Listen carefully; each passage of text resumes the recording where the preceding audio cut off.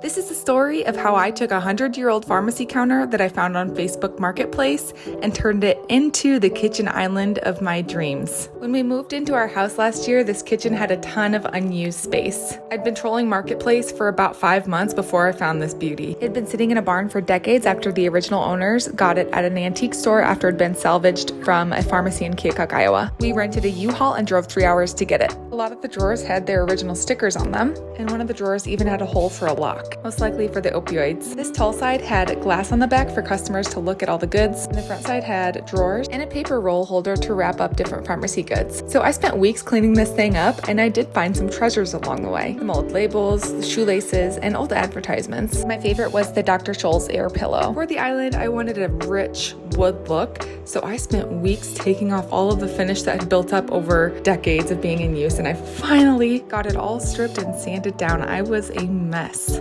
After that, I chose a walnut stain and restained the whole thing. Then it was time to move that thing into my kitchen. It was a lot easier than expected with those moving straps. Then I knew I wanted to reuse the hardware that was on the pharmacy table, and I used Barkeeper's Friend to get them all shined up. The absolute worst was sanding and staining all of these drawers, 24 of them to be exact. By the time I got the drawers back on the island, about 5.5 to 6 months had passed since I originally bought the counter.